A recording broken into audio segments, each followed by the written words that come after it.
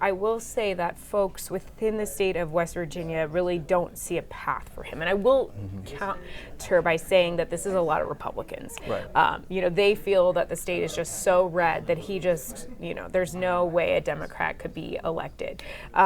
We've seen Manchin time and time again overcoming a lot of odds, beating a lot of Republicans. So I don't think that he is to be underestimated. He is like an institution in West Virginia. Welcome to Reporter's Notebook, where we talk to the Washington Examiner's top journalists about the stories breaking on their beats. I'm Jim Antle. I'm joined today by Congressional Reporter Samantha Jo-Roth. So the Senate races next year, majority is in play.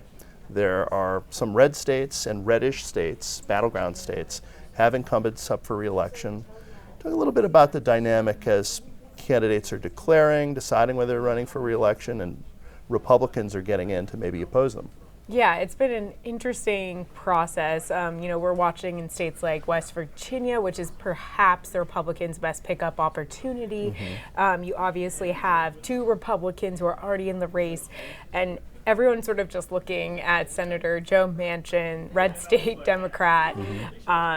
He's been, elusive about whether he's going to run or not, but then also, talking about maybe a third party run as a no labels presidential candidate.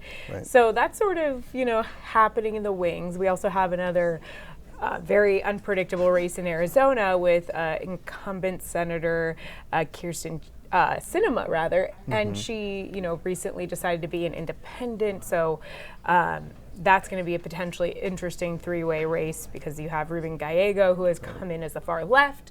Potentially, we have Carrie Lake, who might be getting in very soon. So I would say that's sort of like the dynamic in some of these states. Obviously, we do have some others where there are, declared candidates like Sherrod Brown in Ohio and John Tester up in Montana. So, things are still just very much starting up at this point. So there has been some talk, which Manchin has fueled himself, of the possibility that he'll do something similar to what Kyrsten Sinema did and potentially leave the Democratic Party. Right, so he actually said that during a radio interview, and that was his most starkest comment that he's made. I would say that a lot of folks think that he's a lot of talk. It really remains to be seen if, he does do this, would he, still caucus with the Democrats? He's obviously the chairman of a very high-profile committee, so if he were to leave, he would still need to be able to caucus with the Democrats to keep that really high-profile position. Obviously this is really good for his brand to come out against Biden, to be upset about how the Inflation Reduction Act was implemented, specifically with the electric vehicles. That has been something that he's been on over and over and over again. So, it really remains to be seen. He really likes to tease a lot of actions. But today was certainly the most stark example that we've seen of him potentially saying that he would do something similar to what Sinema has done. Yeah, because it's an interesting dynamic, because if he were to run for re-election as a Democrat, he would be pretty heavily disfavored in a presidential election year. Trump carried the state twice by about 40 points. But at the same time, he wouldn't flip the Senate to Republican control if he switched at this point. He's a committee chairman, and he's had a lot of leverage as sort of the swing Democratic vote in the Senate, hasn't he?